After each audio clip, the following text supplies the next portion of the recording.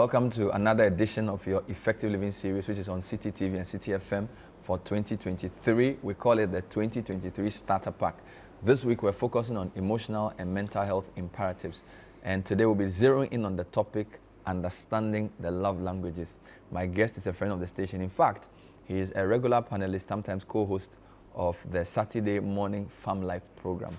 He also appears on multiple media platforms, speaking to distinct groups on relationships, healthy living, and all of those things.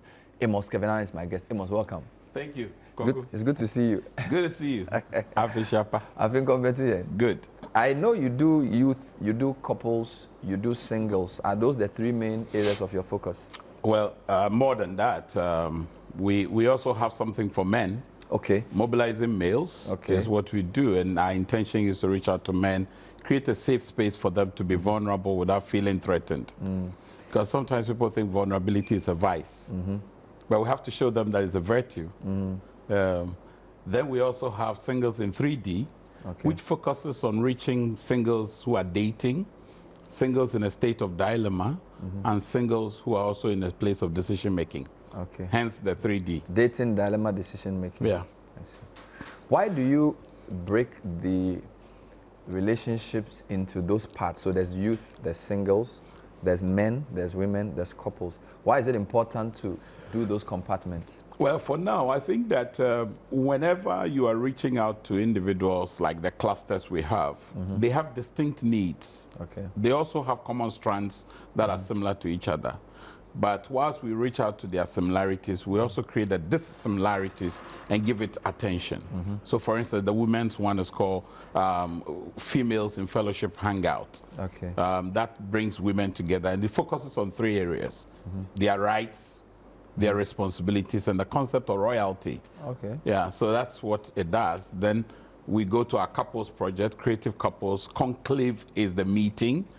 But the whole group now is global, Creative Couples Global, because we had chapters in Dubai, UK, US, Australia. We are now targeting Western Europe. And then we have the Ghana and the African group. So we merged it into one Creative Couples Global, so that it's a global family. And it's a place that's, I'm not there to tell them how to marry. I'm there for us to learn from each other. What is the key to having a healthy relationship? Well, a healthy relationship is what helps us to build our sense of humanity. I like something from the East Africans. They say a human being is a human being because of other human beings. And so relationship first with yourself, with the ecosystem around you. And within the ecosystem, there are individuals who are in the ecosystem, starting from your primary caregivers, which will be your parents, to persons you would date or have a romantic relationship with, to your colleagues in the office, to persons you are learning with, that's in the field of studies, to places where you socialize or interact, where you conduct businesses. So you notice that around an individual, it's a complex web of relationships. And for the person to be able to relate with these complex, web, they have to first be able to relate with themselves. So the issue of identifying who you are, for instance, is key to building a good relationship, because when you have that right, you go into a relationship with anybody and you are not insecure. You are not seeking to override them or undercut them. So we need people who are confident in themselves and also have developed the soft skills to engage others without feeling intimidated. Wow. And this starts as early as infancy? Oh, yes. In fact, there is a neonatal part of it, pregnancy, how to communicate with the unborn fetus, because they said if it's not born, it's fetus, but when they are born, it's a baby. So it's important. I learned this way back when my wife was pregnant, and I had gone to Kenya. There's what they call the Kenya National Center for Nursery Education, NASESE, and I met two women, Anne Njenga and Margaret Kabiru, and they introduced me to brain development of children and how to stimulate children even when they were in the womb. So I started communicating with my daughter when she was in the womb. Wow. There were specific sounds I will make, and the fetus will respond. And my wife would say, stop that. Because she would feel the throbbing there, you know. And I was doing a lot of reading on the World Bank website because they had this hyperlink on early childhood development. And in there, they had a lot of resources and research that had been done. And I was feeding on that like a scavenger. Interesting. I see. So healthy relationships cut across, and you never outgrow it. No. It's a lifetime calling. I mean, to develop a relationship with all these complex web that I've mentioned, it's something that never ends. I mean, the more you read on the subject, the more you discover that you didn't know. Interesting. Wow. So let's come to the 5 love languages. I decided to pick that because I feel it's something people ask me about, and it's something that is fairly of interest. So when we talk about the love languages, who developed this, and what's the background? I mean, Gary Chapman, after 30 years of counseling couples, this is a pastor in the Baptist church in the U.S., and he observed that a lot of them were struggling in terms of their love communication. And so he started doing some research in the area with the people that he had worked over the period. So somewhere around between 1992, 95, he published it into writing. Okay. And now they've had several other versions of it. Love language for men, for women, for children, for teenagers, and what have you. But the beautiful thing is this, that it shows you how we receive love and how we also render love. Those two are very important, because in it comes how you experience love from other people and how you yourself express love to others. So Gary's work spans that period, and it's still very relevant in the field of academia and in social science and in relational care.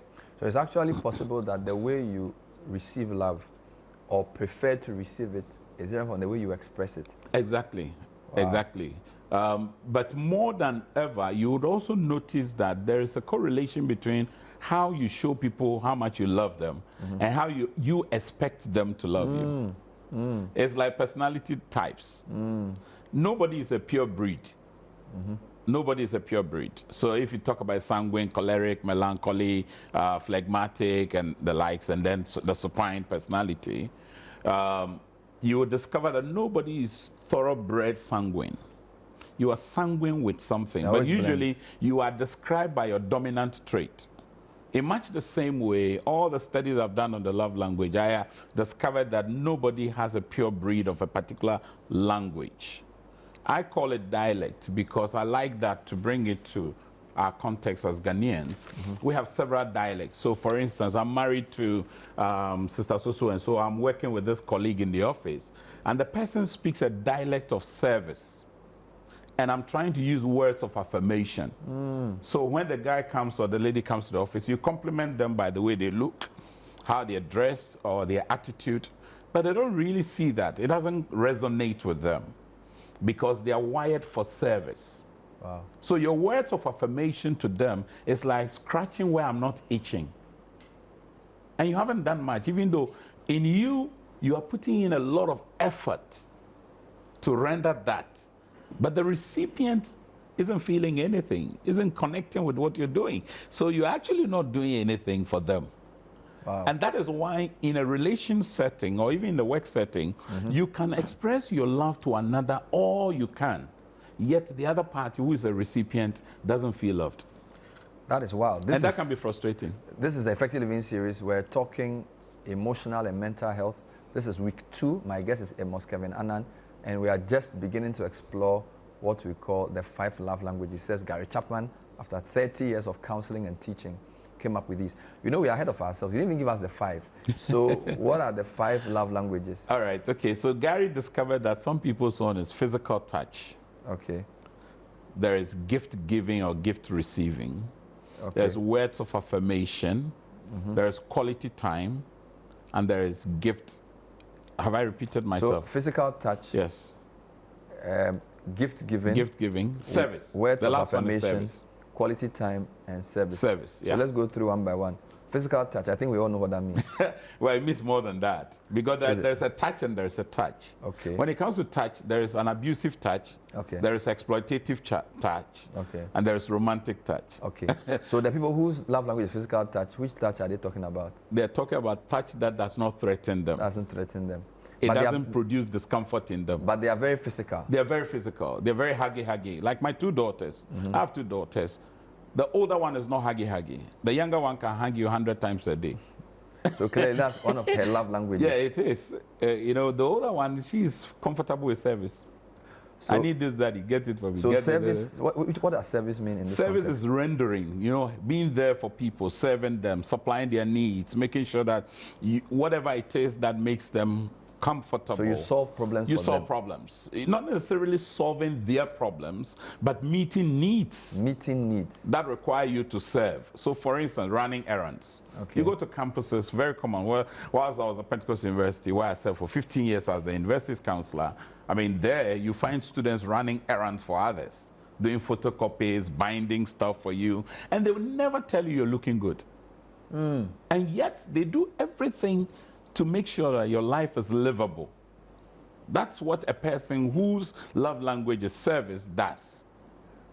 Wow. They can run around for you the whole day without telling you one word of you're looking good. Making sure you're comfortable. Yeah. So don't expect verbal compliments from No. Such a person, they're weak in that area because that's not their strength. It's not that they can't do it. They can do it when it is that they're brought to a place of awareness. So that they consciously would also add that to how they interact with other people. Otherwise, all they would do is service. And then the people you want to serve may actually not need you to serve. They need you to say something. Wow. So service is great. Then you spoke about gift giving. Gift receiving. Gift giving, gift receiving. You see, for instance, a person who is gift giving, when you have special occasions, they take note of it. And what they do is they will send you a card, send you a WhatsApp, send you an emoji, something that shows that they've given you something. Others will buy you tangible gifts from the least expensive to the most expensive. For them, it's not so much the cost, it's the thought that they have about you, that they want to give Bernard this shirt. They've watched over a period, they say, oh, Bernard appears on TV. So a person who is a giver in that area, a gift giver, would buy you something that they know would add to your stock of apparel or outfit for your work. That's what they would do.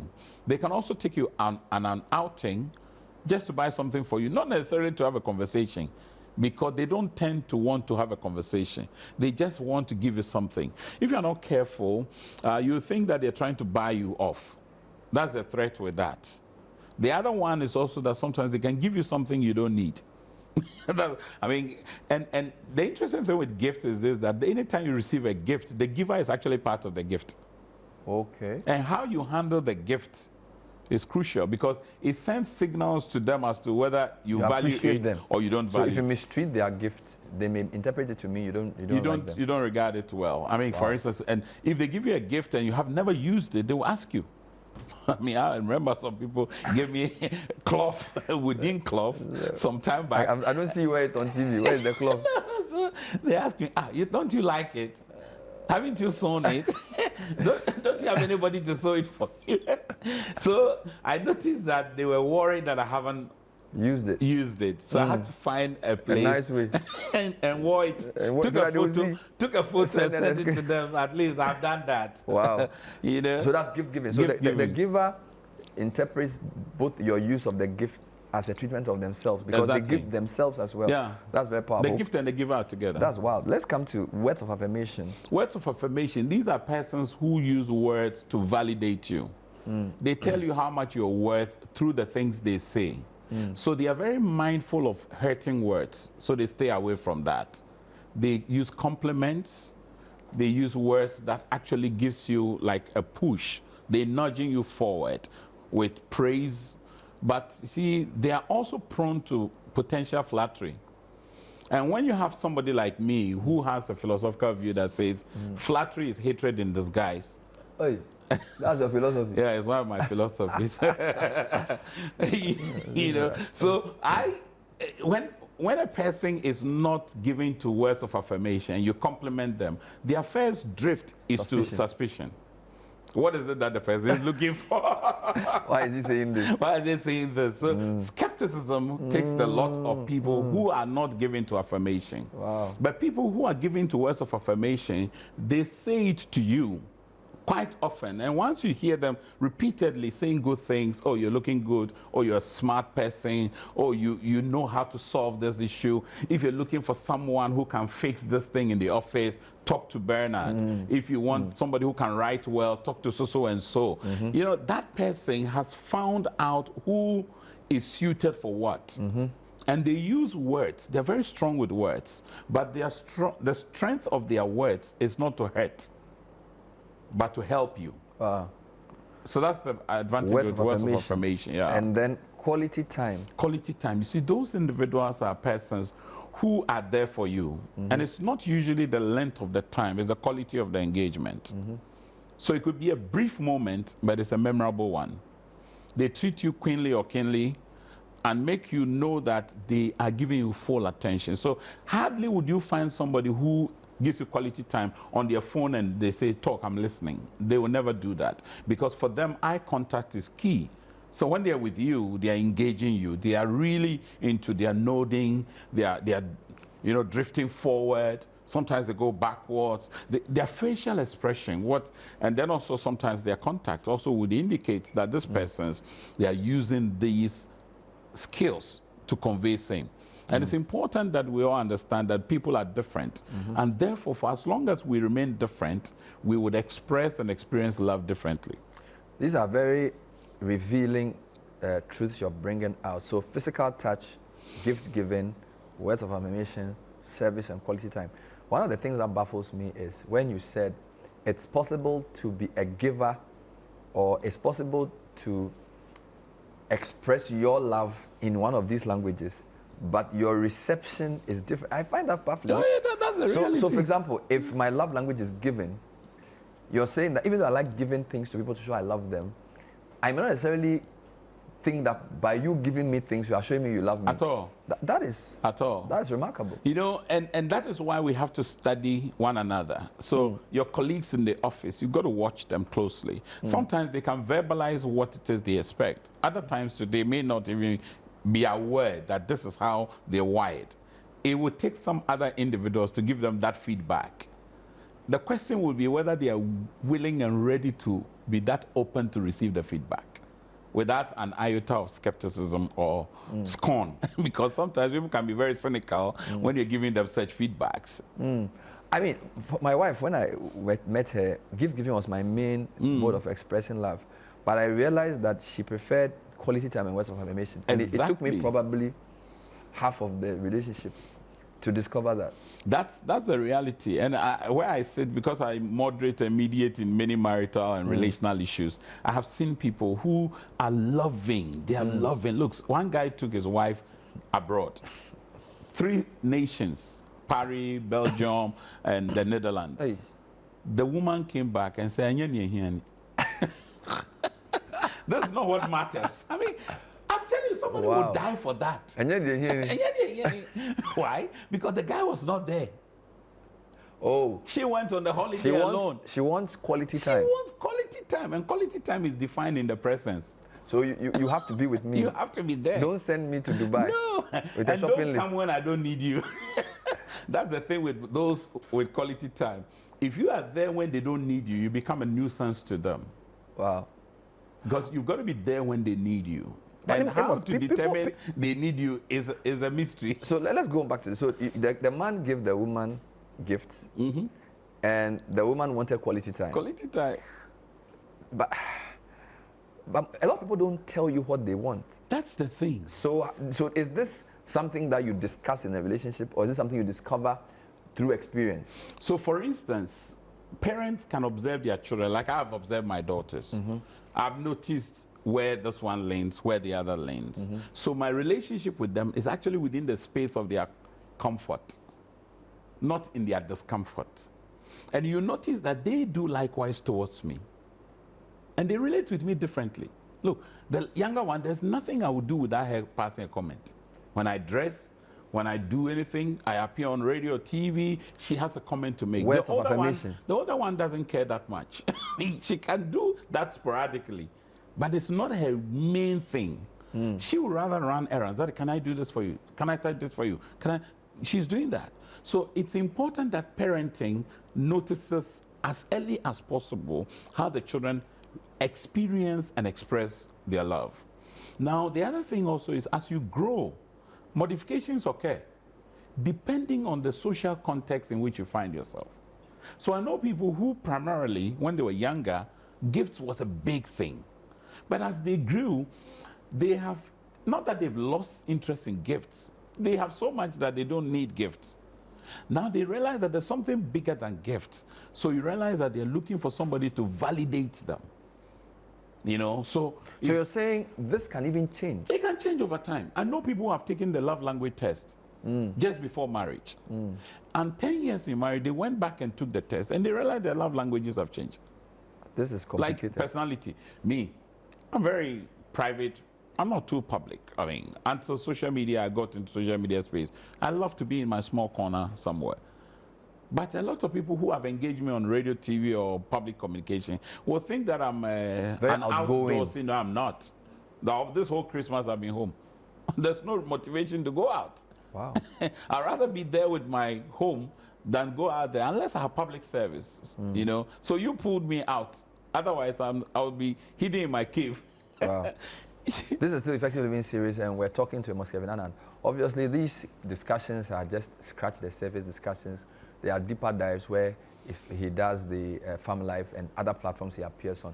But this week, we're focusing on emotional and mental health, and the topic for today is the 5 love languages. If you just tuned in, you are probably, you have a mix of probably one of these 5. Physical touch, gift giving or receiving, words of affirmation, quality time, and then service. A combination of this. Now, Amos says you can be a gift giver, but your love language that you want may not be gift giving. You may want quality time in return, and it's a whole mixture. And he also says that in the same way that the personality types are not like neatly defined individuals, there's no 100% sanguine. There's always a mixture there. There are mixtures here. And then the key point you made was that some of this is discovered because it evolves. So what do you advise people to do before they enter relationships? All right. What I would do is first know who you are and how you're wired. That's you. Now, whoever comes within your space, you should ask them if they've done the love language test. Simply go to www.lovelanguages.com/quiz. And it's not a test as it were with pass and fail. It's a quiz. To discover. So you don't spend a lot of minutes on one question. Otherwise, it'll be like doing an examination. Like you want to blow. You want to pass at all costs. So people should do that. Get whoever you are loving to do that. Whoever is within your working space, because they have an anniversary, you want to bless them. They have a birthday, you want to do something. And they may simply need you to be in their company, just for 5-10 minutes of quality time engaging. It's all they need. They don't require a gift from you. Whereas you may want to buy a gift, but you have to also be sure they would appreciate the gift and use the gift as you expect. That's also the other thing. And then thirdly, I would say that let us be liberal. You see, sometimes we are conclusive on people.